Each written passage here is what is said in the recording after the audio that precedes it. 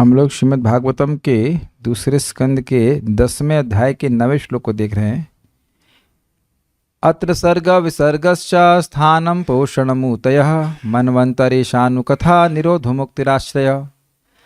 श्रीमद् भागवतम जो 10 लक्षण से युक्त भागवत पुराण है उसको सुखदेव गोस्वामी जी कह रहे हैं और उन 10 लक्षणों का वर्णन वह कर रहे हैं। अब उसी के प्रसंग में उन्होंने 10 लक्षणों का वर्णन कर दिया था 7वें श्लोक तक, 10 लक्षणों तक, और 10वें का किया था 7 तक। तो आश्रय तत्व जो है उसका शास्त्र के अनुसार तो उन्होंने निरूपण करा, आभासश्च निरोधश्च इत्यादि श्लोक के द्वारा। लेकिन अपरोक्ष रूप से, प्रकट रूप से कैसे भगवान इस जगत में सभी के आश्रय हैं उसको समझाने के लिए श्लोक क्रमांक 8 और 9 में को बोल रहे हैं। 8वें को एक बार फिर से देखेंगे क्योंकि 8वां कठिन था कल। यो आध्यात्मिकोऽयं पुरुषः सोऽसावेवादिदैविकः यस्तत्र उभयवच्छेदः पुरुषो हि आदिभौतिकः। जो अयम आध्यात्मिक पुरुष है, जो ये आध्यात्मिक पुरुष है, ये जब तीनों पुरुष हैं ये जीव की उपाधि हैं। कहा गया था कि आध्यात्मिक पुरुष का मतलब हो गया वह जीव जो अपने देह से अभिमान कर रहा है, देह अभिमानी जीव है। तो देखिए, आत्मा को आध्यात्मिक पुरुष वस्तुतः नहीं कहा जा रहा है, बहुत ज़्यादा सूक्ष्म समझना पड़ेगा। आत्मा आध्यात्मिक पुरुष नहीं है, वह आत्मा जो अपनी पहचान अपनी इंद्रियों से कर रही है। तो इससे समझना चाहिए जो उसकी इंद्रियां हैं, जो इंद्रियां हैं, इंद्रियां सूक्ष्म जो इंद्रिया कहते हैं वो है, उसको सूचित कर रहा है, वह उसकी एक उपाधि है, उसको सूचित कर रहा है। ठीक है। और ये इंद्रियां किसके द्वारा नियमित हो रही हैं? आदि दैविक, यानी देवताओं के अंशों के द्वारा जो इन इंद्रियों को संयमित कर रहे हैं। उन इंद्रियों के कार्यों से आत्मा अपनी पहचान कर रहा है। आत्मा वह आध्यात्मिक पुरुष नहीं है। जो निर्लिप्त आत्मा है, जो ब्रह्मभूत अवस्था में, उसका इस शरीर से कोई मतलब नहीं। तो भगवान नहीं तो क्यों कहते कि जो पराशक्ति है, अपरे वितस्त्वन्याम प्रकृति विद्धि में पराम जीवभूता महाबाहु दहे ययदम धारिते जगत। हम लोग इस देह से बिल्कुल परे हैं, स्थूल से भी और सूक्ष्म से ही। तो जो सूक्ष्म इंद्रियां हैं उनसे जब जीव पहचान कर रहा है, तो जो पहचान कर रहा है, जो उसका मिथ्याभिमान है, जो भी कह लीजिए, वह है आध्यात्मिक पुरुष। वह एक प्रकार की उपाधि है, इसीलिए तो आध्यात्मिक क्लेश कहते हैं, जो उस उपाधि से प्रकट हो रहा है। नहीं तो देखिए, अब हमारा इस देह से कोई संबंध तो है नहीं। कुछ यहां समझने में कठिनाई हो रही होगी क्योंकि इसी तरह से चक्रवर्ती बात एक्सप्लेन करते हैं और अगला श्लोक बड़ा क्लियर हो जाएगा।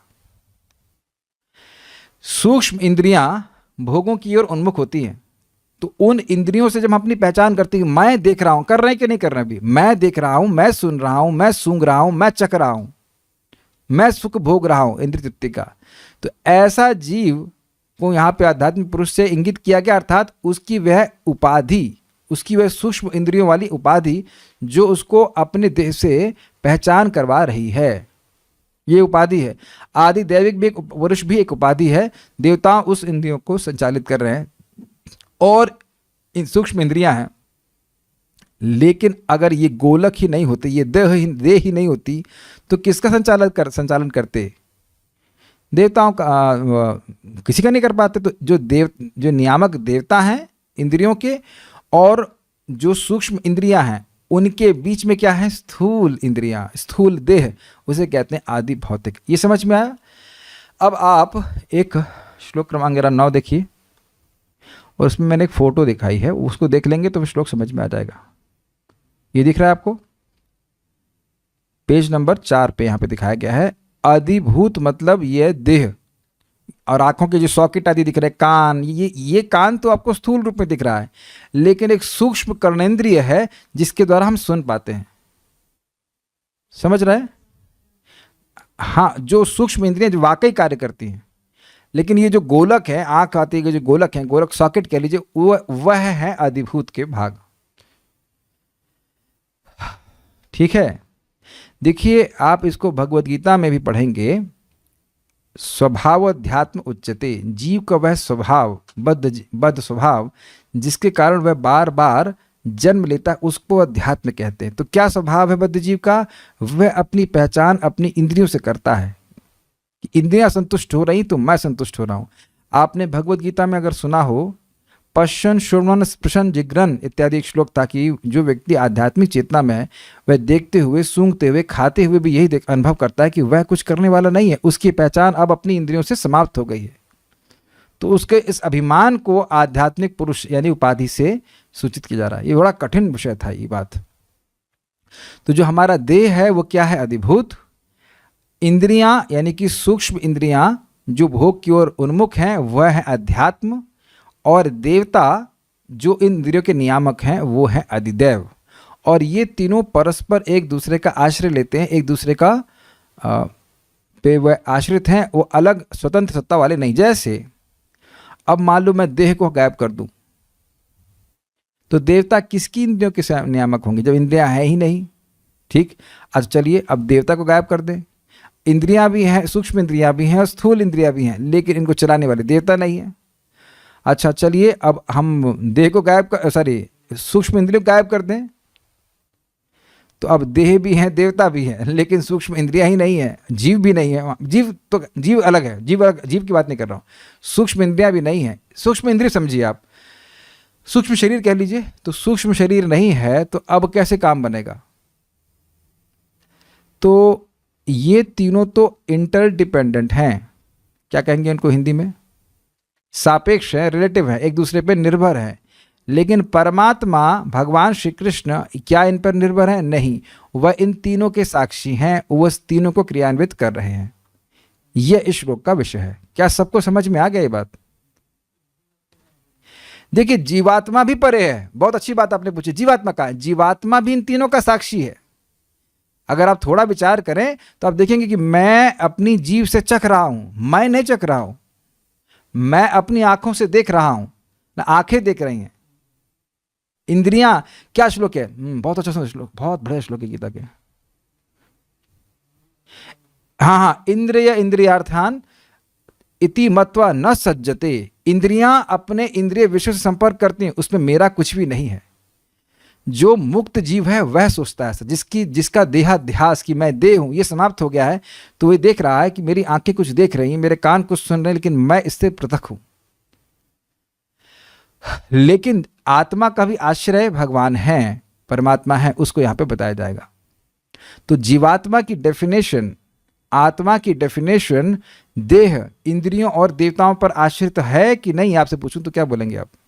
नहीं, आत्मा की डेफिनेशन न तो देह पे आश्रित है, न इंद्रियों पे आश्रित है, न देवता पे आश्रित है। वह उससे परे है और साक्षी के समान देखता है कार्यों को। और उसी प्रकार से, लेकिन आत्मा क्या भगवान पे आश्रित है? तो हाँ। अच्छा, भगवान किस पे आश्रित हैं? भगवान किसी पे आश्रित नहीं है। इसीलिए आप देखेंगे जो हम लोग भगवद्गीता में सुनते हैं, ब्रह्म भूतः प्रसन्नात्मा न शोचति न कांक्षति समः सर्वेषु भूतेषु मद्भक्ति लभते पराम। जो ब्रह्मभूत अवस्था में पहुंच गया उसको इंद्रिय जनित किसी भी चीज से कोई मतलब नहीं है, इसीलिए न शोचति न कांक्षति। जिस जीवात्मा को इंद्रिय जनित सुख से मतलब होगा वो शोक करेगा या फिर आकांक्षा करेगा। हाई गुलाब जामुन मिल जाता, ये मिल जाता, वो मिल जाता। इंद्रिय जनित सुख मतलब बाहर से इंपोर्ट किए जाने वाला सुख। लेकिन जिसका अविद्या नष्ट हो गई है उसको बाहर से इंपोर्ट करने वाले सुख से कोई मतलब नहीं। सुखम आतंतिकम यत्तद बुद्धि ग्राह्यम अतीन्द्रियम वेति यत्र न चैवायम ततश्चलति तत्वतः यम लब्ध्वा चापरम लाभम मन्यते नाधिकम ततः यस्मिन् स्थितो न दुःखिना गुरुणापि विचाल्ये तम विद्या दुःख संयोगम वियोगम योग संगीतम। बहुत ज़्यादा हमने इस पर मेहनत करी थी श्लोक पे कि उस आध्यात्मिक स्थिति में जीव अपनी अतीन्द्रियों से सुख का अनुभव करता है। जीवात्मा की खुद की इंद्रियां हैं। ये जो अभी इंद्रियां हम देख रहे हैं वह तो हम पर थोप दी गई हैं, आरोपित कर दी गई हैं।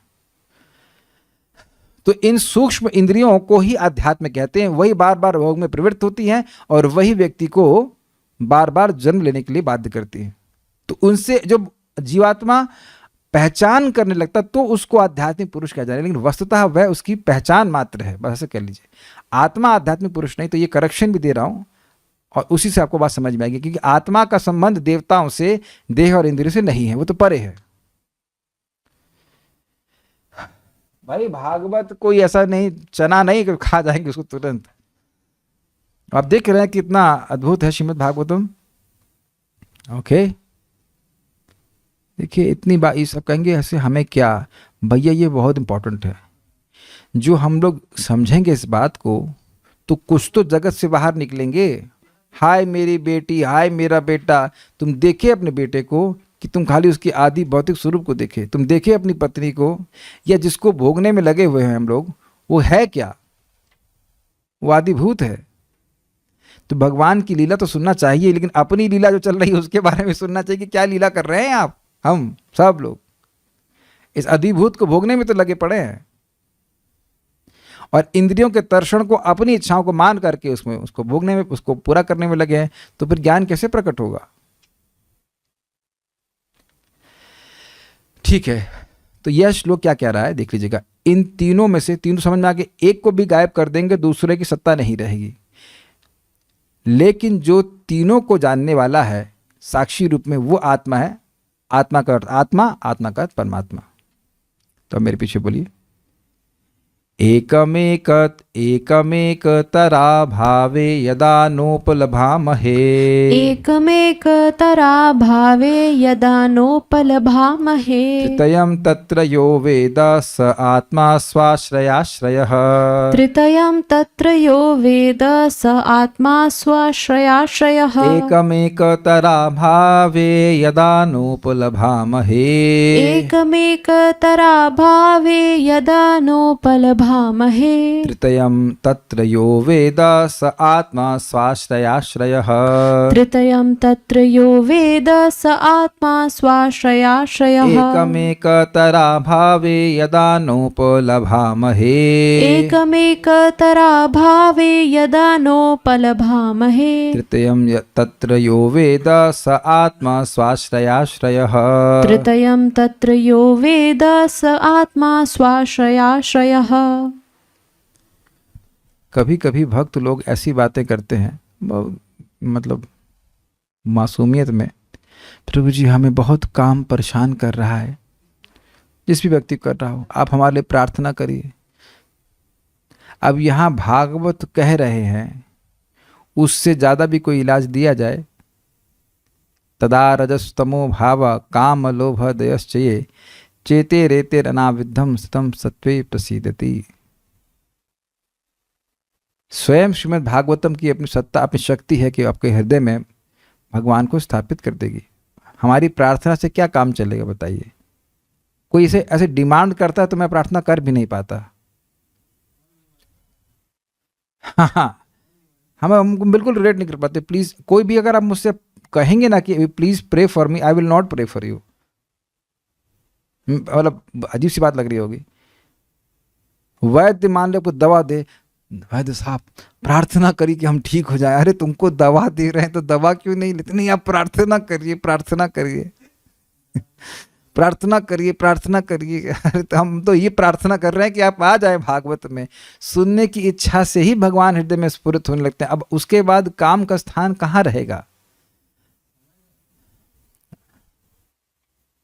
एक भक्त कह रहे हैं please never pray for me. ठीक है। जो भागवत में आते हैं वो नहीं आ पाते हैं तो प्रार्थना होती, चिंता होती, भाई क्यों नहीं आ पा रहे हैं। लेकिन अब भागवत में नहीं आओगे तो क्या प्रार्थना करेंगे हम बताइए? दवा तो लेना पड़ेगा ना। फिर से बोला जाए, एकमेकतरा भावे यदा नोपलभामहे। एकमेकतरा भावे यदा नोपलभामहे। तृतीयं तत्र यो वेद स आत्मा स्वाश्रयाश्रयः। तृतीयं तत्र यो वेद स आत्मा स्वाश्रयाश्रयः। एक बार और, एकमेकतरा भावे यदा नोपलभामहे। एकमेकतरा भावे यदा नोपलभामहे। तृतीयं तत्र यो वेद स आत्मा स्वाश्रयाश्रयः। तृतीयं तत्र यो वेद स आत्मा स्वाश्रयाश्रयः। विभिन्न जीवात्माओं की उपर्युक्त तीन अवस्थाएं अन्योन्यान्य आश्रित हैं। अब क्लियर हुआ? ये जीवात्माओं, विभिन्न जीवात्माओं के उपर्युक्त तीन अवस्थाएं अन्योन्य आश्रित हैं। तो ये उपाधियों को सूचित कर रहा है। किसी एक के अभाव में दूसरे को नहीं समझा जा सकता है, किंतु परमेश्वर इन सब को एक दूसरे के आश्रय के रूप में देखता हुआ इन सबसे स्वतंत्र है, अतः वह परम आश्रय है। साक्षी रूप में भगवान देख रहे हैं, वह प्रभावित नहीं होते, वे एब्सोल्यूट हैं, उनकी सत्ता किसी अन्य की सत्ता पर निर्भर नहीं करती। यदा, क्योंकि एक तर का मतलब होता है तीनों में से एक का भी। मैं जब शब्द को देखा ना, इसका क्या मतलब हुआ, एक होता है कि भाई तर मतलब होता है श्रेष्ठ, उससे श्रेष्ठ, लेकिन ये एक तर का अलग अर्थ होता है। संस्कृत अद्भुत भाषा है। एक तर का मतलब बहुत सारी चीजों में से एक तो तीनों में से एक का भी अभाव होने पर, स्पष्ट समझ आ रहा है। वो तीन आपको सर्कल में दिखाया था, एक को उड़ा दीजिए तो उसके होने पर भी एकम, एक का भी अर्थात अन्य दोनों का भी। न उपलब्धामहे, उपलब्धि नहीं होती है। एक गायब तो बाकी दोनों गायब। एक तीनों में से एक भी गायब होता है तो एक की भी उपलब्धि नहीं होती है, ये कह रहे हैं। भाषा समझ में आ रही है। एक तर अभावे एकम न उपलब्धामहे, कुछ समझ में आ रहा है। एक गायब तो एक की भी उपलब्धि नहीं होगी, मतलब तीनों की सत्ता गायब। आएंगे तो तीनों साथ आएंगे और नहीं तो एक भी नहीं आएगा, ये अर्थ है। हमको बहुत अच्छा लगा था, एक भी गायब तो एक भी नहीं मिलेगा। समझ में आया। अच्छा, तृतीयम, इसलिए इन तीनों को, तृत मतलब होता है तीन, तत्र वहां मतलब इस जगत में, यह मतलब जो व्यक्ति वेद जानता है, मतलब स्वतंत्र रूप से जानता है, निरपेक्ष रूप से जानता है, उन पर आश्रित होकर के नहीं जानता है। सह आत्मा, वह परमात्मा, स्व आश्रय, अपना आश्रय वह स्वयं ही है। ये एक दूसरे पर आश्रित हैं। इंद्रियां देवताओं पर, देवता इंद्रियों पर, इंद्रियां ही नहीं होंगे तो नियामक किसके हैं वो, और ये दोनों फिर देह पर, देह, ऐसे करके आपस में परस्पर वो आश्रित हैं। लेकिन भगवान इन तीनों पर आश्रित नहीं, इनकी सृष्टि करने वाले भगवान हैं। क्योंकि बात आ जाएगी, जब तीनों एक दूसरे पर आश्रित हैं तो कौन किसकी सृष्टि करने वाला है। तो आप जब जानते हैं इस बात को कि भगवान ने प्रधान पर दृष्टिपात किया, फिर वहाँ से महतत्व, महतत्व से अहंकार, अहंकार से ही तीन विभाजन कर लीजिए, सात्विक, राजसिक और तामसिक। तामसिक अहंकार से इंद्रियां आई, क्षमा कीजिएगा, तामसिक अहंकार से पंच महाभूत आए जिनसे हमारा देह बना हुआ है। उसके बाद राजसिक अहंकार से इंद्रियां आई, आध्यात्मिक सृष्टि कह लीजिए, और सात्विक अहंकार से देवता और मन आए, आदि दैविक सृष्टि, आदि भौतिक, आध्यात्मिक, आदि आध्यात्मिक सृष्टि। तो ये तीनों को भगवान सृष्टि करने वाले, इनसे स्वतंत्र रह करके, तो वही सबके आश्रय हैं। तो इस प्रकार से आश्रय तत्व का वर्णन हो रहा है, क्योंकि ये तीनों ही जगत में हैं और ये तीनों एक दूसरे पर आश्रित हैं। तो ये परम आश्रय नहीं हो सकते हैं, तो एक दूसरे पर इंटरडिपेंडेंट है। समझ में आ रहा है। हाँ, ये फोटो एक बार फिर से देख लीजिएगा। देह अधिभूत है, इंद्रियां अध्यात्म है और देवता अधिदेव। इंद्रियों से मेरा मतलब है सूक्ष्म इंद्रियां। क्या कठिनाई है? अध्यात्म का मतलब आध्यात्मिक पुरुष जिसे कहा जा रहा है, उसको इंद्रियों, वो इंद्रियां सूचित हो रही, सूक्ष्म इंद्रियां सूचित हो रही। श्रीधरी, एकमेक तरा भावे इत्यादि श्लोक के द्वारा यह बतलाया जा रहा है कि इन तीनों की परस्परापेक्ष सिद्धि होने के कारण इन तीनों में से कोई भी आत्मा नहीं है। क्योंकि दृश्य, रुक जाइए पहले, यहाँ तो रुक जाइए। आत्मा मतलब जिसकी स्वतंत्र सत्ता, भगवान परमात्मा वो है जिनकी स्वतंत्र सत्ता हो, लेकिन इनकी तो आपस में इंटरडिपेंडेंसी है, परस्पर अपेक्ष मतलब अपेक्षा करना। जैसे मैं ये अपेक्षा है कि कोई जल दे तो मैं उस व्यक्ति पर निर्भर हूँ, तो इनकी एक दूसरे पर अपेक्षा है। इस कारण से यह तो आश्रय तत्व नहीं हो सकते हैं, यह तो परमात्मा नहीं हो सकते। परमात्मा तो स्वतंत्र होता है सबसे, ये बात बोल रहे हैं। क्योंकि दृश्य के बिना उसके अनुमेयत्व की सिद्धि नहीं हो सकती। अनुमेय मतलब डिटर्मिनेशन, ये है या नहीं है। मान लीजिए कोई वस्तु है ही नहीं तो ये तो प्रश्न होगा ही नहीं कि वो है या नहीं है। कोई वस्तु है ही नहीं तो आप क्या पूछेंगे कि वो है या नहीं है, क्या करेंगे? तो अधिभूत गायब, तो जब है ही नहीं वस्तु तो फिर आप देखेंगे क्या? ठीक है। और ना दृष्टा की सिद्धि हो सकती है, तो जब कोई वस्तु देखने के लिए है ही नहीं तो देखने वाला भी नहीं होगा। और ना ही उसके बिना कर्णों की प्रवृत्ति का अनुमान किया जा सकता है। कर्ण मतलब इंद्रियों की प्रवृत्ति का। इंद्रियां किसको देख रही हैं? अरे जब है ही नहीं कोई, देखेंगे किसको, सुनेंगे किसको? ठीक, तो इस तरह से उन्हें क्या किसको गायब किया? अधिभूत को गायब किया, तो कहा अधिदेव भी गायब हो गया और अध्यात्म भी गायब हो गया। इंद्रियों के अधिष्ठात्र देवता सूर्य आदि हैं। करण के बिना कारण की प्रवृत्ति भी नहीं हो सकती। करण मतलब इंद्रियां है ही नहीं, तो उसके भी जो कारण हैं देवता जो चलाने वाले हैं उनकी प्रवृत्ति भी नहीं होगी, वो किसको चलाएंगे? टेम्पो ही नहीं तो टेम्पो चालक कहाँ से आएगा? ठीक है। और कारण के बिना दृश्य की प्रतीति नहीं हो सकती है। क्या मतलब है भाई? कि अगर देवता है नहीं तो फिर अब दृश्य को देखने वाला दृष्टा उनको देख ही नहीं पाएगा।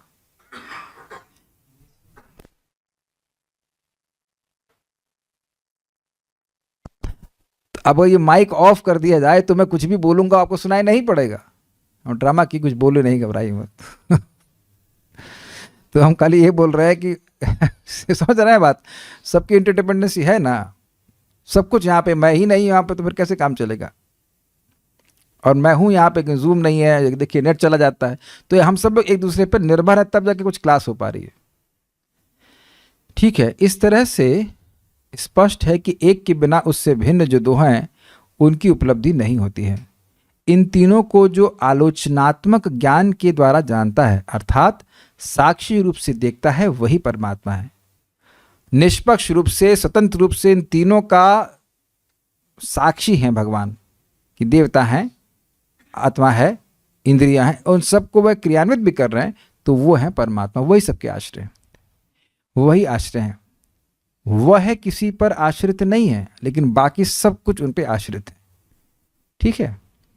यदि कहें कि आध्यात्मिक, आदिदैविक तथा आदि भौतिक भी परस्पर में एक दूसरे के आश्रय होते ही हैं, तो आप ये कैसे कहते हो कि आश्रय तत्व नहीं है? वो एक दूसरे को तो आश्रय दे रहे हैं ना। तो उन सबों से परमात्मा की भिन्नता बताने के लिए स्व आश्रय आश्रय यह विशेषण दिया गया है। अर्थात उन सबों में भी एक दूसरे के आश्रय बनते हैं वो तीनों, किंतु परमात्मा तो अपना आश्रय स्वयं है, उसका आश्रय कोई दूसरा नहीं, और वह भगवान सभी को आश्रय देने वाले हैं। ऐसा नहीं कि भगवान अपने आश्रय हैं और बाकी के नहीं हैं। भगवान सभी के आश्रय हैं और अपने भी आश्रय हैं। अगर पूछो कि भगवान कहाँ से आए, तो खुद से ही आए। अगर आप पूछे कि इंद्रिय कहाँ से आए, देवता कहाँ से आए और अधिभूत कहाँ से आए, तो भगवान से आए। भगवान कहाँ से आए? भगवान कहीं से नहीं आए, इसीलिए उनको स्वराट कहा जाता है। ठीक है। 11वें अध्याय स्कंद के 22वें अध्याय में भगवान कहेंगे भी, दृगरूपम आर्कम वपुर अंतरंध्रे परस्परम सिद्ध्यति यह स्वतः खे आत्मा यद एषाम अपरो यह आद्यः स्वयानुभूत्याखिल सिद्ध सिद्धि। श्रीमद् भाग, ये मिस्टेक है, ये 2.10.9 नहीं है, ध्यान दीजिएगा। ये श्रीमद् भागवतम है 2.22.31 2:22-31 होना चाहिए। ये गलती लिख दिया मैंने।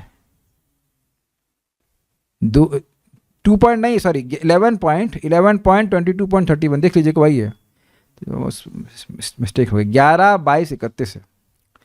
नेत्र इंद्रियां अध्यात्म है। नेत्र इंद्रियां अध्यात्म है। एक इंद्रिय का उपलक्षण लेकर के सारी इंद्रियों ग्रहण करिए, लेकिन यहाँ पे नेत्र को ले रहे हैं। नेत्र इंद्रिय अध्यात्म है, उसका विषय अधिभूत है जिसको वो देख रहा है। नेत्र गोलोक में स्थित सूर्य देवता का अंश अधिदेव है। ऐसा नहीं कि पूरा सूर्य ही हमारी इंद्रिय को सहमित कर रहा है। सूर्य देवता की एक शक्ति वह हमारी इंद्रिय को, आंखों को सहमित कर रही है। ये तीन है और ये आपस में इंटरडिपेंडेंट है। ये परस्पर एक दूसरे के आश्रय से सिद्ध होते हैं। भाई दृश्य ही नहीं तो आंख का क्या मतलब है? आंख ही नहीं तो दृश्य का क्या मतलब है? और आंख है, दृश्य है, लेकिन सूर्य देवता की शक्ति नहीं है, तब भी कोई मतलब नहीं। जैसे लोगों की होती है आंख एकदम स्पष्ट अच्छी दिखाई पड़ रही होती, लेकिन रोशनी नहीं होती। हम लोग कहते भी है ना, आंखों की रोशनी चले गई, तो क्या मतलब है? उसका मतलब यह है कि आंखें देखने तो ठीक लग रही हैं, लेकिन सूर्य देवता ने अपनी शक्ति वहां से खींच ली है। ठीक है। पूरा सूर्य ही हमारे आंखों में नहीं रहता है, नहीं तो फिर बल्ब की जरूरत नहीं होती ना। सूर्य देव की शक्ति होती है। इसीलिए अध्यात्म, अधिदेव और अधिभूत ये तीनों परस्पर में सापेक्ष हैं, किंतु सापेक्ष मतलब रिलेटिव हैं, निर्भर हैं। किंतु मंडल में रहने वाला सूर्य मंडल इन तीनों की अपेक्षा से रहित है, क्योंकि वह स्वतः सिद्ध है। सूर्य स्वयं प्रकाशित है, सूर्य की सत्ता इन तीनों पर आश्रित नहीं है। स्पष्ट समझ आ रहा है? ऐसे ही भगवान परमात्मा की सत्ता इन तीनों पे आश्रित नहीं है। इसी तरह परमात्मा भी उपर्युक्त तीनों भेदों का मूल कारण, उनका साक्षी और उनसे परे है। क्या मतलब हुआ? नेत्रों का, नेत्र इंद्रिय का, नेत्र गोलक का, नेत्र इंद्रिय का, और सूर्य के अंश जो कि इन शक्ति दे रहा है, उन सभी के स्रोत सूर्यदेव हैं। तो उनके मूल कारण हो गए, उनके साक्षी भी हैं, सूर्य देख रहे हैं, सूर्य देख रहे हैं कि कैसे लोग देख रहे हैं, और इन सबसे परे भी हैं। इसी प्रकार भगवान सभी अधिभूत, अधिभौत, अधिभूत, अध्यात्म और आदिदेव के कारण हैं। एक, उनके साक्षी हैं, कैसे हम लोग देख रहे हैं, क्या कर रहे हैं, क्या नहीं कर रहे हैं, और इनके परे भी हैं। ऐसा नहीं कि हम कुछ भोग रहे हैं तो भगवान कर रहे ये तो भोग रहा है, हमें तो कुछ पूछ ही नहीं रहा है, ये है फलान करना ना। भगवान को हमारी इंद्रिय भोग से कोई प्रभाव नहीं पड़ता है, निर्लिप्त है। यस, वही अपने प्रकाश से समस्त सिद्ध पदार्थों की मूल सिद्धि है। भगवान की शक्ति से सभी वस्तुओं की सत्ता सिद्ध होती है। अगर भगवान अपनी शक्ति खींच लेते हैं तो सब कुछ प्रलय को प्राप्त हो जाता है। ठीक है? ओके, हम ठीक है बोल रहे हैं, लेकिन वाकई ठीक है? ये सब ऊपर से ही जा रहा है। आज तो भक्त तो बड़े उदास लग रहे हैं। रत्न भूषिता माते, कुछ समझ में नहीं आ रहा है, लग रहा है आज कठिन हो रहा है। प्रद्युम्न प्रभु भी सकते में है। क्या बातें हो रही हैं? पहले बता देते कि ऐसा लोग बोल रहे हैं। हम लोग आज कुछ होटल में जाते खाना बनाने के लिए। होटल में तो खैर भक्त लोग नहीं जाते हैं, लेकिन कुछ घर में कुछ भोजन बना रहे होते, फीस्ट कर रहे होते। What is this? क्या इससे यह हम नहीं सीख रहे हैं कि हम लोग भगवान पे आश्रित हैं? हमारी इंद्रियां जो कुछ भी हैं वो सब भगवान से आई हैं।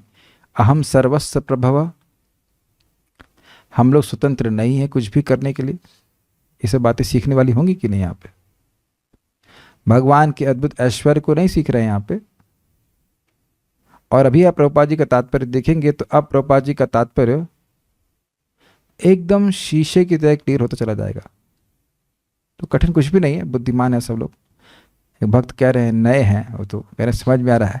समझ में तो आ रहा है, लेकिन मुझे ही समझना होगा बाद में कि आपको कितना समझ में आ रहा है। But it does not matter, it doesn't matter. सुनने की इच्छा से भगवान हृदय में आते, सुनते रहिए। नए शब्द हैं, कुछ बातें समझ, तो इतना सा समझ में आ रहा होगा कि आदिभूत क्या है, आध्यात्मिक क्या है, आदिदेव क्या है। खुद से पढ़ रहे होते तो सीधे आप ऐसा करते, ये श्लोक नेक्स्ट कैसे पढ़ते, तो ये बात हो जाती है। मेरे ख्याल से थोड़ा सा ऐसे ही चला लीजिए, बहुत गर्म है यहाँ पे। ठीक है, उसी के द्वारा सबों का प्रकाश होता है। इसके द्वारा इन तीनों के व्याभिचारित्व के द्वारा उनके मायामयत्व को भी कहा गया है, अर्थात ये तीनों अनित्य हैं।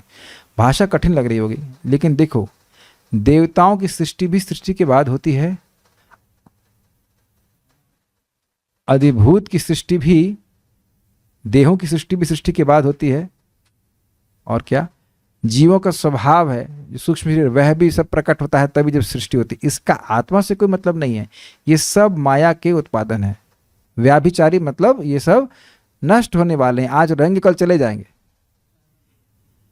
तो इसलिए ये माइक हैं, ये समझना होगा, अनित्य हैं, माइक हैं। बहुत बड़ी शिक्षा यहाँ पे है कि जीवात्मा शाश्वत है और इसका यानी हम सब का हमारे शरीर से, हमारे मन से या देवताओं से भी वस्तुतः कोई संबंध नहीं है। जब तक हम इस जगत पे हैं, इनका उपयोग हमें भगवान की सेवा में करना चाहिए, उनसे हमारा वास्तविक संबंध है। नेक्स्ट, अब आसानी समझ में आ जाएगी, सारार्थ दर्शनी। देखिए, कार्य के संपादन हेतु किसी भी कार्य को करने के लिए तीन वस्तुओं की परस्पर निर्भरता के कारण उनका अनात्मत्व दर्शाया गया है। कैसे वो आत्मा नहीं है। देह पर स्थूल अंग के बिना, ये जो हमारे हाथ पांव हैं उनके बिना, आंखों के बिना, सूक्ष्म इंद्रिय जो विषयों को ग्रहण करने का कार्य करती हैं, कार्य नहीं कर सकती।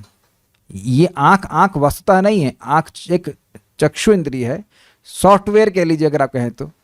वह है अब इस आंख के बिना कार्य नहीं कर सकता, और ये आंख भी उस सॉफ्टवेयर के बिना काम नहीं कर सकती। लैपटॉप में हार्डवेयर सॉफ्टवेयर दोनों होता है कि नहीं? आजकल हर चीज़ में होता है, फ़ोन में भी होता है। तो सॉफ्टवेयर के बिना फ़ोन काम नहीं कर सकता, और फ़ोन के बिना सॉफ्टवेयर का क्या मतलब हुआ? समझ में आ गया कि नहीं, ये बात है। तथा सूक्ष्म इंद्रिय के बिना इंद्रिय के सूर्यादि अधिष्ठाता देवता जिनकी उपस्थिति का अनुमान उस इंद्रिय के कार्य द्वारा होता है, कार्य नहीं कर सकते। क्या मतलब है? अभी बताया था ना मैंने आपको, भाई कुछ लोगों की जीभ गला एकदम बिल्कुल बढ़िया दिखता है लेकिन बोल नहीं पाते, तो इसका मतलब है कि वो देवता वहां पे कार्य नहीं कर रहे, स्ट्राइक मार दिया, उस टाइम नहीं करेंगे। तो कोई इंद्रिय कार्य कर रही है तो वह देवता उसको कार्य करवा रहा है, उस इंद्रिय को संचालित कर रहा है। यस, तो कार्य हो रहा है मतलब देवता का आशीर्वाद वहां पे चल रहा है। हम लोग कितनी आसानी से बोल लेते हैं, कुछ लोग करते कि नहीं करते, हकलाते कि नहीं, तो क्यों? जीभ तो वैसी लगती है। फिर तो वहां देवता जो है वो नहीं कर रहा है, उसकी जीभ भी वैसी होगी। अब चेक कर लेना, जो हक्कल बाबा है उसकी जीभ वैसी होगी। और कोई व्यक्ति बहुत तेज बोल लेता है, तो ऐसा क्यों हो रहा है? किसी की है ना गला और सब कुछ आप कहेंगे इंद्रिय उपकरण है, लेकिन उसके वैसा होने के बाद भी व्यक्ति बोल नहीं पाता है। मेरी बातें आप समझ रहे हैं? तो वह कार्य हो रहा है इंद्रिय का, तो उसके पीछे इंद्रिय का देवता भी है। इंसान का भेजा तो सबके पास ऑलमोस्ट बराबर बराबर है, तो सबका भेजा बराबर से क्यों नहीं चल रहा है? तो देवता उसको एक तरह से नहीं चला रहे होते।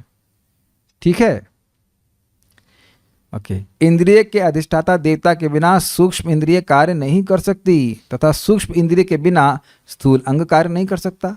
सॉफ्टवेयर के बिना हार्डवेयर काम नहीं करेगा।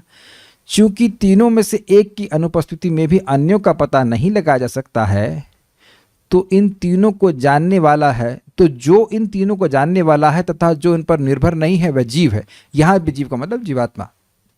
जीवात्मा इन पर निर्भर नहीं है, इनके कार्यों पर जीवात्मा निर्भर नहीं है, वो तो इन तीनों से परे है।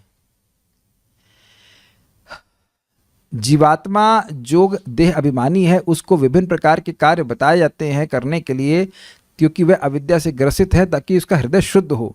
जिसका हृदय शुद्ध हो गया, जो ब्रह्मभूत अवस्था को प्राप्त हो गया, उसे कोई कर्तव्य करने की जरूरत नहीं है। यस्त्वात्मरतिरेव स्यात् आत्मतृप्तश्च मानव आत्मेव च संतुष्ट आत्मन्येव च संतुष्टस् तस्य कार्यम न विद्यते। जिसकी आत्मा में ही रति है, प्रीति है, जो आत्मा में ही सुख अनुभव करता है, उसके लिए कोई आवश्यकता नहीं है। जो भाई अपने खेती को खुद ही टमाटर उगा रहा है, वो बाहर से टमाटर काय को खरीदेगा? तो आत्मा जब अपने सुख में स्थित हो गई तो उसको देवताओं से कोई मतलब नहीं है। इसका मतलब नहीं कि वो अपमान कर रहा है, उसको उनसे कुछ लेने की जरूरत ही नहीं है। ठीक है, हम लोग इसको भगवत गीता में पढ़े हैं, श्लोक भूल रहा हूं, उसको इस जगत में किसी से कुछ भी लेने की जरूरत नहीं है। अभी एकदम श्लोक मेरे मन में नहीं आ रहा है, दूसरे अध्याय में, तीसरे अध्याय में है शायद। कश्चिद अर्थ व्यपाश्रय, ढूंढिए अगर मिल जाए तो तीसरे समय। कश्चिद अर्थ व्यपाश्रय, उसको अपने किसी भी अर्थ के लिए किसी की भी आश्रय लेने की जरूरत नहीं। कश्चिद अर्थ व्यपाश्रय तीसरे अध्याय का है या चौथे अध्याय का है, मैं भूल रहा हूं। कश्चिद अर्थ व्यपाश्रय शब्द था वहां पे। खैर जो भी है, तो जीवात्मा इन तीनों का अनुभव करने वाला साक्षी है, और वह जीवात्मा का आश्रय कौन है? परमात्मा। ये कहा गया है, देहो सवाक्षा मनवो भूतमात्राम आत्मानमन्यम च विदुः परम यत् सर्वं पुमान् वेद गुणाश्च तज्ञो न वेद सर्वज्ञमनन्तमीडे।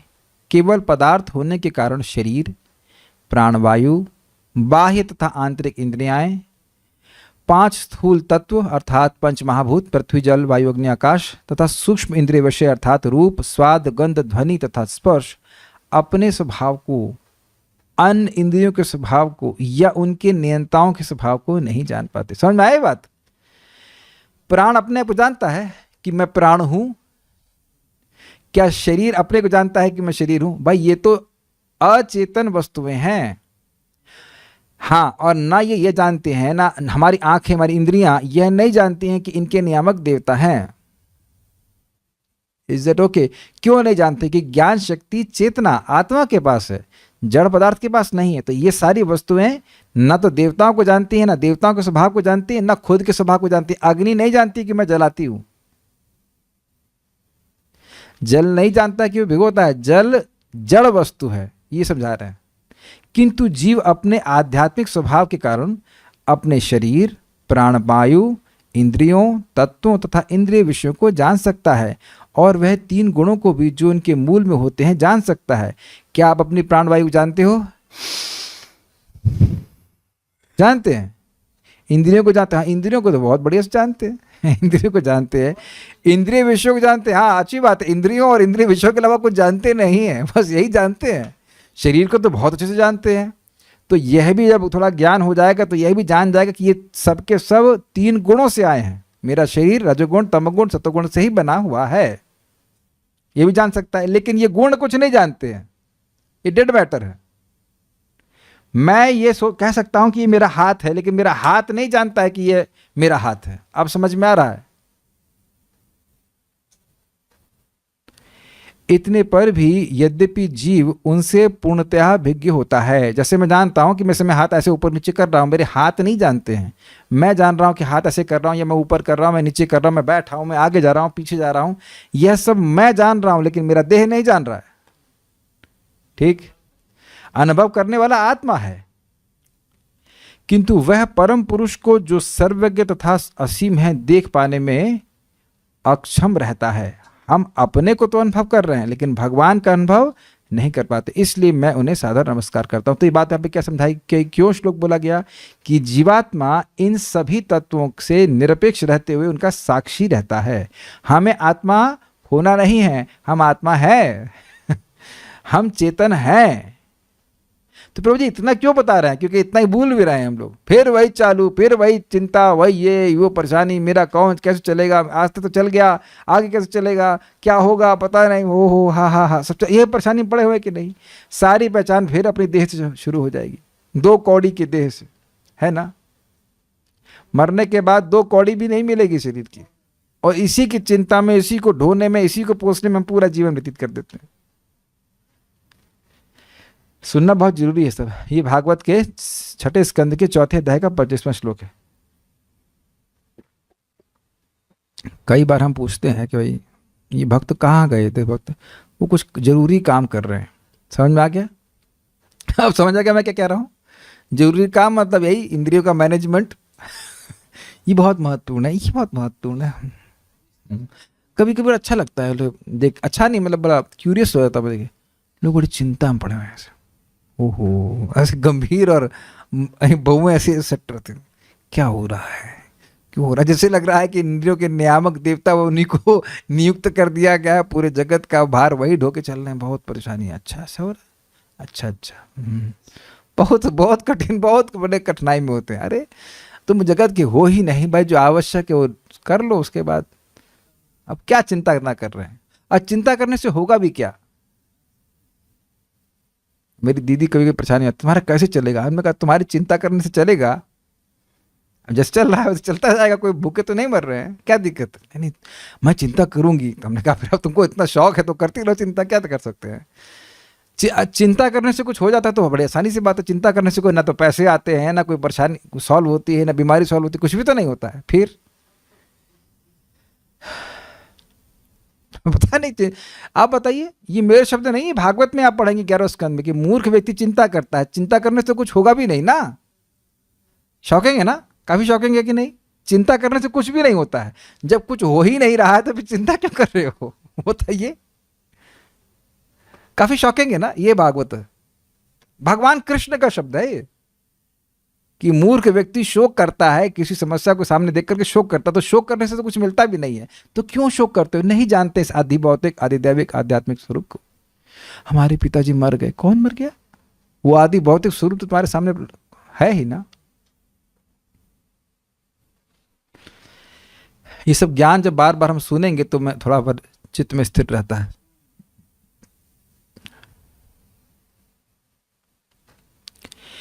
इस श्लोक में सर्व मतलब ये सब कुछ, इंद्रिय, प्राण वगैरह सब जीव पर इन 3 आवरणों को इंगित करता है। कौन से आवरण समझ में आ रहा है? आध्यात्मिक, आदि भौतिक, आदि दैविक तथा पुरुष, अर्थात जीव इन तीनों का ज्ञाता है। इस श्लोक के अनुसार पुरुष, ये 6.4.25।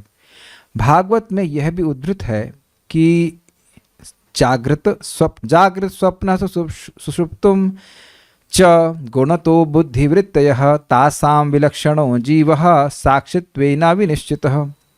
जागना, सोना तथा गहरी नींद ये बुद्धि के 3 कार्य हैं। हम क्या सोचते हैं? हम सो रहे हैं, आप नहीं सो रहे हैं, बुद्धि अपना कार्य कर रही है। देखिए अब कितनी अलग बात हो गई। और प्रकृति के गुणों द्वारा उत्पन्न होते हैं। शरीर के भीतर का जीव इन तीनों अवस्थाओं से भिन्न लक्षणों द्वारा सुनिश्चित होता है, अतः वह उनका साक्षी बना रहता है। 11, 13, 27। अभी आप जगे हैं कि नहीं? ठीक, तो आप सचेतन हैं कि आप जगे हैं। अच्छा, स्वप्न अवस्था में स्वप्न आप ही देखते हैं ना? आपके स्वप्न का साक्षी कौन है? जीव। कौन जीव? आप ना, बोलो मैं। आपने अभी तो नहीं कहते हो तुमने यार बड़ा अच्छा सपना देखा, कभी बोलते यार तुम्हारा सपना बहुत बढ़िया था आज। ऐसा दूसरा तो कोई नहीं बोलता है ना। आप स्वयं ही कहते हैं ना कि हमने बड़ा अच्छा सपना देखा या बुरा देखा, तो उस सपने के साक्षी हुए कि नहीं हुए? उससे भिन्न हुए। साक्षी मतलब अलग। और कभी कहते हैं यार आज बड़ी बढ़िया नींद आई। आप अपना अनुभव बोल रहे हैं ना कि आज बहुत अच्छी नींद आई, मैं तो मरे जैसा सोया, स्वप्न भी नहीं आया। तो इसका मतलब है कि जब स्वप्न नहीं आ रहे थे तब भी आप अनुभव कर रहे थे। ये मुझे बात बहुत देर में समझ में आई थी, क्या बोलना चाह रहे हैं। कुछ कैच किया आप लोगों ने? गहरी नींद में भी व्यक्ति जीवात्मा साक्षी है कि उसको एक अच्छी नींद आई। तो इन तीनों अवस्थाओं से, इसके अलावा तो कोई अवस्था है? तुरीय अवस्था है, वो तो अलग अवस्था है। भौतिक जगत में गुणों के अंतर्गत ये 3 अवस्थाएं। सुषुप्ति जो है वह है तमोगुण की अवस्था है, स्वप्न वह है रजगुण की अवस्था है, और जागृत वह है सत्वगुण की अवस्था है। तो इन तीनों अवस्थाओं में साक्षी है। अब इसके पर जो तुरीय अवस्था होती है उसमें भी जीवात्मा साक्षी रहता है। फिर always conscious, just we have to become conscious that we are conscious.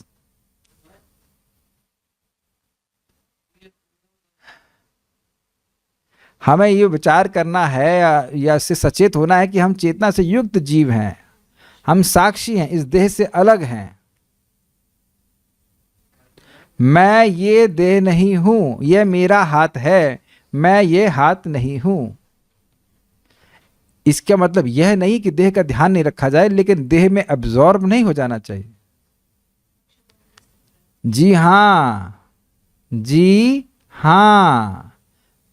अगर हम शोक करने लगे, अरे अगर इंफीरियरिटी कॉम्प्लेक्स आया तो हम अब देह से पहचान कर रहे हैं, हाँ वो तो कितनी सुंदर है। नहीं, ऐसे नहीं बोलना अगली बार से। उसका आदि भौतिक स्वरूप तो कितना सुंदर है। मेरा आदि भौतिक स्वरूप तो बहुत छोटा है। ऐसा बोलने लग जाएंगे तो इंफीरियरिटी कॉम्प्लेक्स नहीं होगा। आपको कुछ समझ में आ रहा है? नहीं नहीं, थकोगे नहीं, इंफीरियरिटी कॉम्प्लेक्स नहीं होगा। उसका आदि भौतिक स्वरूप तो गोरा है, मेरा आदि भौतिक स्वरूप तो काला है। तो वहां भेद दिख जाएगा कि मैं अपने इस शरीर से भिन्न हूं। इसी तरह से लोग अब अपने घरों को भी नापने लगते हैं। उसका घर कितना बड़ा है, मेरा घर कितना छोटा है, इत्यादि इत्यादि इत्यादि। ये बात समझने का प्रयास कीजिए, ठीक है? जीवात्मा इनसे परे है। जीव की प्रकृति क्या है भाई जो इससे परे है? तो कह रहे हैं जीव स्व अर्थात ये बस 2 बार नहीं, अर्थात परमात्मा की शरण लेता है, अपने परमात्मा की शरण लेता है जो स्वयं के आश्रय हैं। स्व आश्रय, आश्रय तात्पर्य यह है कि जीव 3 वस्तुओं का आश्रय है। सूक्ष्म इंद्रिय, इंद्रिय के नियामक देवता, तथा शरीर में स्थूल इंद्रिय का, जो कि परस्पर निर्भर है। जीव के आश्रय परमात्मा है, किंतु यह परमात्मा ही अपने आश्रय है। जीव इनका आश्रय क्यों है? क्योंकि वह इनसे स्वतंत्र है और इनका साक्षी है। और जीवात्मा का आश्रय कौन है? परमात्मा। ये बात बोल रहे हैं। अब तो समझ में आ गया होगा। इस प्रकार परमात्मा ही परम आश्रय है, क्योंकि भगवान कृष्ण की उक्ति है, विष्टभ्याहम इदम कृष्णम एकांशेन स्थितो जगत। वे अपने अंश द्वारा जगत में व्याप्त हैं, अतः यह समझना चाहिए कि भगवान कृष्ण परमात्मा के आश्रय हैं। भगवान ने भगवद गीता के श्लोक में कहा कि मैं एक अंश से ही पूरे जगत को धारण करता हूं। तो वो अंश क्या है? परमात्मा, स्वांश भगवान का। तो अल्टीमेटली अंतिम आश्रय कौन है? भगवान श्री कृष्ण। ईश्वरः परम कृष्ण सच्चिदानंद विग्रह अनादिरादिर गोविंद सर्व कारण कारण, सभी के कारण भगवान श्री कृष्ण। इस प्रकार भगवान कृष्ण ही मुख्य आश्रय हैं और वही आश्रय तत्व के रूप में भागवत में प्रतिपादित हुए हैं, प्रस्तुत हुए। परमात्मा को उनका अंश होने के कारण आश्रय भी कहा जाता है तथा उनका निर्विशेष रूप होने के कारण ब्रह्म को भी आश्रय कहा जाता है। अतः एक ही आश्रय उपासक की वृत्ति भेद अनुसार तीन भिन्न रूपों में देखा जाता है। क्या मतलब हुआ? जो ब्रह्मवादी हैं वही वो उन भगवान के निर्विशेष रूप का अनुभव करते हैं। जो परमात्मावादी हैं वो परमात्मा का, भगवान विष्णु का अपने हृदय में अनुभव करते हैं, और जो भगवान के भक्त हैं वह भगवान का अनुभव करते हैं। लेकिन अंतिम आश्रय भगवान श्री कृष्ण ही हैं, जिनसे कि ये दोनों अन्य रूप भी आते हैं। तात्पर्य, जीवात्मा असंख्य हैं और नियंत्रक तथा नियंत्रित संबंध द्वारा एक दूसरे पर आश्रित हैं। एक जीवात्मा नियंत्रक है, दूसरी जीवात्मा नियंत्रित है, किंतु बिना देखे कोई यह नहीं जान सकता कि कौन नियंत्रक है और कौन नियंत्रित है। उदाहरणार्थ, सूर्य हमारी दृष्टि का नियंत्रक है। हम सूर्य को देखते हैं लेकिन क्योंकि सूर्य के शरीर हैं, और सूर्य का प्रकाश केवल इसलिए उपयोगी है क्योंकि हमारे नेत्र हैं, हम देखते हैं। इसलिए बिना नेत्र के सूर्य प्रकाश अर्थहीन है और सूर्य प्रकाश के बिना नेत्र व्यर्थ हैं। इस प्रकार वे अन्योन्य आश्रित हैं, इनमें से कोई भी स्वतंत्र नहीं है। अतः स्वाभाविक प्रश्न उठता है कि किसने इन्हें अन्योन्य आश्रित बनाया है, किसने इनको एक दूसरे पर आश्रित बनाया है। क्योंकि ये एक दूसरे पर आश्रित है तो यह तो स्वतंत्र रूप से किसी की सृष्टि नहीं कर सकते हैं। मुर्गा आया कि अंडा आया, ये अन्योन्य आश्रित का एक एग्जाम्पल है कि दृष्टांत है। भाई अंडा से मुर्गा आता है, मुर्गे से अंडा आता है, तो ये एक दूसरे पे आश्रित है कि नहीं? तो भगवान है जिन्होंने मुर्गा बनाया, मुर्गे से अंडा आया। बीजम सर्वभूतानाम विद्धि पार्थ सनातनम, मैं सभी जीवनियों का बीज हूं। इजी। तो कहे भगवान कहां से आए? भगवान किसी से नहीं आए, भगवान स्वयं से ही आए। ये बात, जिसने ऐसा किया होगा वह अवश्य ही पूर्णतः स्वतंत्र होगा, अर्थात वह अपनी सत्ता के लिए किसी और सत्ता पर आश्रित नहीं होगा। जैसा कि श्रीमद् भागवत के प्रारंभ में कहा गया है, समस्त अन्योन्यान्य आश्रित वस्तुओं का परम स्रोत पूर्ण स्वतंत्र तत्व होता है। कहाँ कहा गया? जन्मादस्य यतोऽन्वयादितरतश्चार्थेष्वभिज्ञः स्वराट्। तो ये जितना भी जगत है, जो भगवान, जो परम सत्य, इसके जन्म, पालन और संहार के स्रोत हैं और खुद स्वराट हैं, वो किसी पे आश्रित नहीं है, उनका मैं ध्यान करता हूँ। श्लोक तो लंबा है, ये पहली लाइन में को बता रहा हूँ। यहाँ पे हर वस्तु का कार्य कारण का संबंध है। ये वस्तु है, इसका कार्य, इसका इफेक्ट ये है, और इसका कारण ये है, इसका कॉज ये है, कॉज एंड इफेक्ट रिलेशनशिप। लेकिन भगवान इस कार्य कारण के संबंध, इस कॉज और इफेक्ट के रिलेशनशिप से परे हैं। वह सभी जगत की सृष्टि के एकमात्र मूल कारण है, उनका कोई कारण नहीं है। ये सब बातें हैं। इन सभी अन्योन्यान्य आश्रित तत्वों का एक स्रोत परम सत्य या परमात्मा है, जो अन्य किसी वस्तु पर आश्रित नहीं है। वह स्व आश्रय आश्रय है, वह केवल अपने आप पर आश्रित है। अतः प्रत्येक वस्तु का परम आश्रय वह है। बड़ा सुंदर बात है। भगवान श्री कृष्ण ही एकमात्र पति हैं, क्योंकि वह पालक हैं।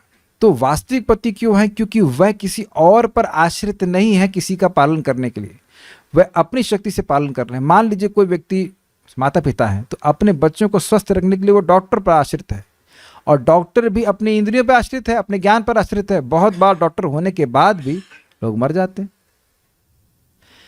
है ना? तो इसका मतलब है कि वास्तविक आश्रय देने वाले भगवान ही हैं, क्योंकि वह किसी पर आश्रित नहीं है। ये समझना हम लोग लिए बहुत जरूरी है। बहुत से लोग आश्रय लेते हैं, लेकिन उनका आश्रय देने की क्षमता समाप्त हो जाता है। मान लो देना भी चाहते, मर जाते हैं, तब हम किसी देवता का आश्रय लेते तो कब तक वो आश्रय देगा? एक मनवंतर तक, उसके बाद उसका आश्रय, उसका सत्ता ही समाप्त हो जाएगी। ये सब बातें हैं। तो जो व्यक्ति इस प्रकार की बातों को सुनेगा तो अपना उसका विवेक जागृत होगा कि मुझे आश्रय किसका लेना चाहिए? भगवान का लेना चाहिए, कि जन्म जन्मांतर मेरा आश्रय देने वाले हैं, उनको प्रसन्न करने वाले कार्य करने चाहिए। ये कहने का अर्थ है। यद्यपि परमात्मा तथा ब्रह्म भगवान के आश्रित हैं, क्योंकि भगवान ही पुरुषोत्तम या परम पुरुष हैं, किंतु वह परमात्मा का भी स्रोत है। स्पष्ट है? भगवत गीता 15:15 में भगवान कृष्ण कहते हैं कि वे पुरुषोत्तम हैं और हर वस्तु के स्रोत हैं। अतः यह निष्कर्ष निकलता है कि श्री कृष्ण समस्त जीवों के, यहाँ तक कि परमात्मा तथा परब्रह्म के भी परम स्रोत तथा आश्रय हैं।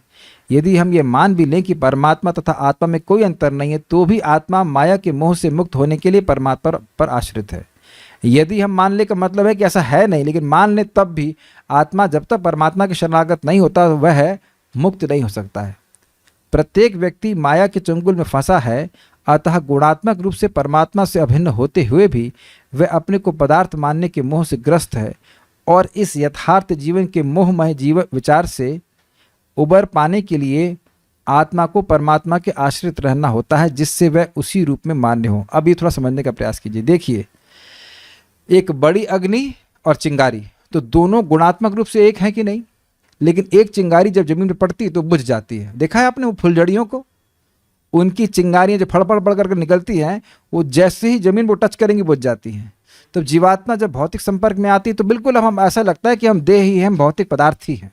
लेकिन भगवान एक महान अग्नि की तरह, वह कभी इस जगत की जो प्रकृति है, भौतिक प्रकृति, उससे प्रभावित नहीं होते हैं। तो अगर व्यक्ति, क्या कह रहे हैं प्रभुपाद, इस यथार्थ जीवन के मोहमय विचार से उबर पाने के लिए, ये क्या मतलब है? जिस जीवन को हम लोग वास्तविक जीवन मानते हैं, समझ पा रहे हैं मेरी बात? हम यह मान रहे हैं कि ये जो हमारा जीवन है, ये पत्नी, ये बच्चे, या जो भी कुछ हम जीवन चला रहे हैं, यही वास्तविक जीवन है। यस और नो? बिल्कुल। जैसे स्वप्न देखते हैं तो पूरा कन्विंस होते हैं कि यही वास्तविक है। बहुत हेवी बात है। देखिए, केवल समय का बात है। अगर व्यक्ति 12 घंटे सो रहा होता तो 12 घंटे जो देख रहा होता उसी को सच मानता, और हम लोग रोज जो 6-7 घंटे सोते हैं, तो इस दुनिया में जिसको सच मान के बैठे हुए हैं कि ये पत्नी है, ये पति है, ये बच्चे हैं, ये घर है, वो उसको बिल्कुल भूले रहते हैं। आप इसको नहीं काट सकते, बिल्कुल भूल जाते हैं। तो जैसे वह स्वप्न है, स्वप्न की दुनिया, वैसे ये भी स्वप्न ही है। जो मैं मान रहा हूं कि मैं देह हूं, देह से संबंधित लोग मेरे हैं, मेरी पत्नी है, ये है फलान ढिमकाना, ये सारी बातें बिल्कुल निराधार है। अब फिर कहेंगे जब निराधार है तो ये सब बनाए क्यों जाते हैं? अब जीव इतना लिप्त है कि उसकी स्थिति को देखकर बोला जाता है कि तुम पति हो, तुम पत्नी हो, तुम ये करो, तुम ये करो। मैं पहले भी रिपीट कर चुका हूं, भाई ये संबंध जो हैं सो हैं। आपने ही देखना है कि पत्नी भगवान की है, इन सेंस भगवान के अंश है, ये बच्चे भगवान के अंश है। मेरा कर्तव्य इनको भगवान की सेवा में नियोजित करना। जैसे कोई भी व्यक्ति हमसे मिलता तो हम उसको बोलते हैं कि तुम भगवान की सेवा करो, ऐसे ही पत्नी और बच्चों के प्रति भी यही कर्तव्य है कि वह भगवान की सेवा में नियोजित हो। बाकी कुछ हमारा कर्तव्य है नहीं वस्तुतः। उस सेवा के निमित्त तो आप जो कुछ करते हैं वो करें, बीमार हो जाए तो दवा दें, जो कुछ भी करें वो किसी के लिए भी करें, लेकिन वही वास्तविक प्रेम है। मेरी बात आपको समझ में आ रही है? मान लो पत्नी है, वो भोजन बनाती है, भगवान को अर्पित करती, तो क्या वो भगवान के पास नहीं जाएगी? बिल्कुल जाएगी जी, बिल्कुल जाएगी। और कहने हमारे लिए बनाओ, भगवान के लिए मत बनाओ, तो फिर वो नहीं जाएगी, फिर आप ही के पास रहेगी खून चूसने के लिए आपको व्हाटएवर। और ऐसे पति, अब पति को कहेंगे प्रभु जी हमको वृंदावन क्यों नहीं लेके जाते हैं, तो प्रभु जी भी जाएंगे और आप भी जाएंगी। और कहेंगे प्रभु जी हमको पिक्चर क्यों नहीं दिखाने ले जाते हैं, तो फिर प्रभु जी भी नरक में और आप भी नरक में। समझ में आ रहा है ना बात? जब ये सब बातें बोलते हैं, हम वैराग्य की बात नहीं बोल रहे हैं, हम प्रेम की ही बात बोल रहे हैं। लोगों को प्रेम कीजिए, लेकिन प्रेम का मतलब समझने का प्रयास कीजिए। प्रेम का मतलब है उन्हें भगवान की सेवा का मौका दिया जाना चाहिए। That is real love. क्योंकि भगवान के शरण में ले आएंगे तो बस भगवान तो उद्धार कर ही देंगे। ठीक है, इस दृष्टि से भी परमात्मा परम आश्रय है। किस दृष्टि से? कि भाई जब तक भगवान का आश्रय नहीं लेगा, माया उसको नहीं छोड़ेगी। और इसके विषय में किसी प्रकार का संदेह नहीं है। किस संदेह नहीं है? कि भाई मामे व ये प्रपद्यन्ते मायाम एताम तरन्ति। जो मेरी ही शरण लेता है, भगवान कृष्ण कह रहे हैं, वही माया को तरता है, बाकी सब डूबते हैं। जीवात्मा या जीव सदा परमात्मा पर आश्रित है, क्योंकि आत्मा अपनी पहचान या सत्ता भूल जाता है, किंतु परमात्मा अपनी दिव्य स्थिति को नहीं भूलता। ये तो बिल्कुल स्पष्ट है। कौन व्यक्ति यहाँ पे कह सकता है कि वह अपने को जानता है? कोई भी नहीं जानता। अगर हम जानते हैं तो ये जानते हैं कि मेरा देह है, बस। बाकी हम कौन है कोई नहीं जानता।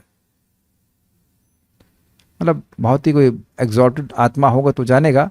हम लोग तो वस्तुतः अभी नहीं जान रहे हैं, ज्ञान प्राप्त कर रहे हैं, लेकिन अभी विज्ञान रियलाइजेशन नहीं है कि हम हैं कौन भगवान के संग, भगवान के संबंध में। लेकिन भगवान वस्तुतः जानते हैं कि आपका संबंध उनसे क्या है। समझ में आ गया? भगवद गीता में जीवात्मा तथा परमात्मा की पृथक पृथक स्थितियों का उल्लेख हुआ है। चतुर्थ अध्याय में जीवात्मा रूप अर्जुन को इस प्रकार चित्रित किया गया है, जिसे अपने अनेक पूर्व जन्मों की स्मृति नहीं है, किंतु परमात्मा स्वरूप भगवान को सब कुछ स्मरण रहता है। भगवान को इतना तक स्मरण है कि करोड़ों वर्ष पूर्व उन्होंने सूर्यदेव को भगवद गीता की शिक्षा दी थी। भगवान लाखों करोड़ों वर्ष पुरानी घटनाएं स्मरण रख सकते हैं, जैसा कि भगवद गीता में कहा गया। इससे पहले इस बात को बोलें, वहां पे अर्जुन ने को भगवान ने बोला कि इस भगवद गीता के ज्ञान को मैंने सबसे पहले सूर्यदेव को दिया। सूर्यदेव को दिया? तो आप तो हमारी उम्र के हैं क्या? अपरम जन्मो अपरम भवतो जन्मा परम जन्म विवस्वता कथम एतद् विजानीयाम त्वमादौ प्रोक्तवानी थी। अरे आपका जन्म तो अभी का है, सूर्यदेव का जन्म तो बहुत पहले का है, तो मैं कैसे ये समझूं कि आपने ज्ञान दिया? तो मैं कहूं कि मैं प्रभुपाद जी के लेक्चर कहते हैं कि मान लो मैं कहूं कि ये ज्ञान मैंने सूर्यदेव को दिया, कि तो कहेंगे Swami ji are you mad? Prabhupada ji खुद बोलते हैं Swami ji are you mad, आप कैसे सूर्यदेव को ज्ञान दे सकते हैं, पागल हो गए हैं। तो अब जो एकदम 16 साल का लड़का लग रहा है वह कैसे कहे कि मैंने सूर्यदेव को ज्ञान दिया? तो ये कैसे हो सकता है? मैं कहूं कि मैंने अपने परदादा को मैथमेटिक्स पढ़ाया। मैथमेटिक्स पढ़ाया? तुम परदादा का नाम जानते हो? मैं नहीं जानता। तो नाम भी नहीं जानते हो और कहते हो तुम परदादा को मैथमेटिक्स पढ़ाए हो। या कोई माता जी कहें मैं अपनी परनानी को गाजर का हलवा बनाना सिखाई थी, इसे भेजो आगरा में। पागल करने में पागल हो गई है, परनानी को सिखाई थी, कैसे होगा? तो ये आश्चर्य बात हुआ ना। तो करोड़ों करोड़ों साल पहले भगवान ने सूर्यदेव को ज्ञान दिया, ये भगवान का ज्ञान अक्षुण्ण रहा, मतलब बिल्कुल क्षय नहीं हुआ। तो ये भगवान का विशेषता है। प्रभुपाद कहते हैं क्या विशेषता है? प्रभुपाद ने वहाँ समझाया कि वहाँ पे भगवान ने कोट किया, बहुनी में व्यतीतानि जन्मानि तव चार्जुना तान्य हम वेद सर्वाणी नथम वेदत परंतप। तुम दूसरों को ताप देने वाले हो, शत्रुओं को ताप देने वाले अर्जुन हो तुम, लेकिन ये सामर्थ्य नहीं कि तुम पिछले जन्म का स्मरण कर सको। तुम्हारे और मेरे बहुत सारे जन्म हो चुके हैं, उन सबको मैं जानता हूं, लेकिन तुम नहीं जानते हो। तो ये बात इस प्रकार से है। तो ये इस प्रकार से भगवान का और जीवात्मा का बहुत बड़ा भेद दिखाया गया। प्रभुपाद ने कहा वहां पे कि जीवात्मा चाहे अर्जुन जैसा महान भी क्यों ना, मुक्त पुरुष भी क्यों ना, फिर भी वह भगवान की बराबरी नहीं कर सकता है। इसको भगवान ने भगवद गीता में 7.26 में कहा है, वेदाहम समतीतानि वर्तमानानि च अर्जुना भविष्याणि च भूतानि माम तो वेद न कश्चन। सच्चिदानंद रूप भगवान को इसका पूरा ज्ञान है कि भूतकाल में क्या हुआ, वर्तमान काल में क्या हो रहा है और भविष्य में क्या होगा। ऐसे परमात्मा तथा ब्रह्म के आश्रय भगवान को अल्पज्ञ नहीं समझ पाते हैं, वह उनको एक सामान्य मनुष्य मानते हैं। विश्व चेतना तथा जीवात्मा की चेतना को एक रूप मानने का प्रचार भ्रामक है। मतलब विश्व चेतना मतलब जितनी भी चेतन आत्मा है तुम वही हो, हम सब लोग एक हैं। इस तरह की बेवकूफ़ी की बातें नहीं करनी चाहिए। हम सबकी व्यक्तिगत चेतना है। मैं आप लोगों को पढ़ा रहा हूँ, मैं अपने को ही नहीं पढ़ा रहा हूँ। समझ में आ रहा है कि नहीं आ रहा है? आप अपने से ही नहीं पढ़ रहे हैं। स्वयं से स्वयं को नहीं पढ़ा रहे हैं। हम लोग अलग अलग व्यक्ति हैं और हमेशा पहले थे, आज भी हैं और आगे भी रहेंगे। या इवन इफ क्या व्यक्ति एक दूसरे को पसंद करे या ना करे, या कभी कभी सोचे अरे यार ये मर जाए, लेकिन वो नहीं मरेगा। क्यों? ऐसा कोई समय नहीं था कि तुम नहीं थे और मैं नहीं था और वह नहीं रहा, वह नहीं था, सब लोग रहेंगे। इसलिए किसी के मरने की प्रार्थना मत करिए, क्योंकि वो मर भी नहीं सकता है। हम सब लोग व्यक्तिगत रूप से हैं, क्योंकि अर्जुन जैसा व्यक्ति जो सदैव भगवान के साथ रहा अपने अतीत के कर्मों का स्मरण नहीं रख सका, तो भला तुच्छ मनुष्य अपने को झूठ मूठ विश्व चेतना से एक रूप बताकर किस प्रकार अपने भूत वर्तमान तथा भविष्य को जान सकता है? समझ में आया? मैं वही चेतना हूं जो विश्वव्यापी है। तो तुम्हारा ज्ञान तुम्हारे शरीर तक क्यों व्याप्त है? बस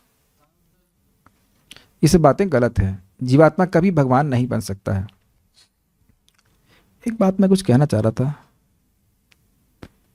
एक बहुत अच्छी बात यहाँ पे जब आ रही तो हमें को स्मरण करना चाहिए भगवान के नाम के बारे में। आदि पुराण में अर्जुन से भगवान कहते हैं कि जिसने कभी भी कहीं भी कैसे भी मेरा नाम लिया है उसके नाम को मैं कभी नहीं भूलता। This is very nice. बहुत बड़ी शिक्षा हमको मिल रही है ना, हमको बहुत अच्छी बात लगती है। कभी कभी भक्त लोग सोचते हैं, निराश हो जाते हैं, हमारा मन नहीं लग रहा है, इतने साल से जप कर रहे हैं, ओहो 20 साल वैसे कुछ होता नहीं है, लेकिन फिर भी 20 साल से जब कर रहे हैं कुछ होता नहीं है किसने। पहली बात तो 20 सेकंड से कर रहे हो, 20 साल तो कुछ भी नहीं है। और क्या 20 साल के 24 घंटे जब कर रहे थे नहीं। लेकिन जो भी हो, भगवान ने हम लोग कुछ पिछले जन्म में किए थे। प्रभुपाद इस बात को समझाते हैं, भक्ति कंटिन्यूस प्रोसेस है, तो भगवान फिर लेके आए हैं। अब इस जीवन में एक भी दिन ऐसा नहीं जाना चाहिए कि आप कुछ थोड़ी बहुत भक्ति ना करें। ये प्रतिज्ञा ले लें, अनलेस अब आप बेहोश ही हो जाए, भगवान ना करे कभी कोई हो गया बेहोश पड़ा है, मतलब आउट ऑफ बॉडी चला गया है, वो एक अलग बात है। लेकिन इतनी बुद्धि जरूर रखें कि एक भी दिन ऐसा नहीं बीतना चाहिए कि आप भक्ति ना करें। That will be success of our life. एक इतना तो याद रख सकते हैं ना, ज़्यादा याद रखने की जरूरत नहीं है। एक भी दिन ऐसा नहीं होना चाहिए कि हम जप ना करें या कथा ना सुने या भगवान का प्रसाद ना खाएं। ठीक है प्रभु जी, प्रसाद तो खाएंगे हम ईजी है, but that can only happen if you here every day. अगर आप नियमित रूप से सुनेंगे तभी इस प्रकार की जीवन हो सकता है। नहीं तो एक छोटी सी गलती करेंगे और पता लगा 20 साल निकल गए और भगवान की भक्ति, हरे कृष्ण मंत्र भी याद नहीं है। ऐसा होता है, जगत में दिखाया जाता है। ध्यान रखें इस बात का, क्योंकि वो सारा समय पूर्णतः व्यर्थ गया है। और किसी किसी दिन अगर पूरा दिन भक्ति कर सके, अधिक से अधिक भक्ति करते, हाँ आज बढ़िया कमाई हुई, आज तो खूब कमा लिया हमने, खुश रहना चाहिए। हम कोई बात, हम लोग को कम से कम इतना जरूर, हम बहुत कुछ भूल जाते हैं, इतना याद रखें कि रोज भगवान की कुछ सेवा करनी चाहिए। इसका एक और सूत्र बता रहा हूँ, जीवन एक प्रोग्राम के अनुसार चलना चाहिए। इतने बजे उठना है, इतने बजे जब पूरा करना है, इतने बजे उनको भोग लगाना है। भगवान की कृपा से और भक्तों की संगत से ये होने लग जाता है। इतने बजे क्लास देनी है, इतने बजे, ऐसे करेंगे तो नियमित रूप से भक्ति करेंगे। और एक और बात बोलूँगा, जब भी कोई नया व्यक्ति भक्ति करता है, आता है, तो उसको दिक्कत आएगी ही। घर वाले कुछ ऑब्जेक्शन करेंगे, वो केवल आपके संग नहीं होता है, वो सबके संग होता है। वो होने दीजिए, वो कुछ दिन बाद सब शांत हो जाते हैं। पहले सोचते हैं आज कुछ दिन कर रहा है फिर ये नहीं करेगा, तो सोचने दीजिए उनको। हमको भी बोले थे, अरे हमारे पिताजी को बोले, अरे आप चिंता मत करिए, कुछ दिन का खेल है, सब खत्म हो जाएगा। लेकिन भगवान की भक्ति जब प्रमाणिक रूप से की जाती है तो वो खत्म होने के लिए नहीं की जा रही है। शास्त्र श्रवण करते रहिए, स्थिर रहेगा मन, और भगवान की भक्ति पूर्ण करते रहिए। ये भी भगवान की भक्ति है, ये तो है ही भक्ति। कुछ बातें यहाँ पे सीखने को मिल रही हैं। Will continue with our discussion tomorrow. Shrimad Bhagavatam, उम्मीद है कि आप लोग को समझ में आया होगा। श्रीमद् भागवतम की जय, श्रील प्रभुपाद की जय, निताई गौर प्रेमानंदे। Thank you.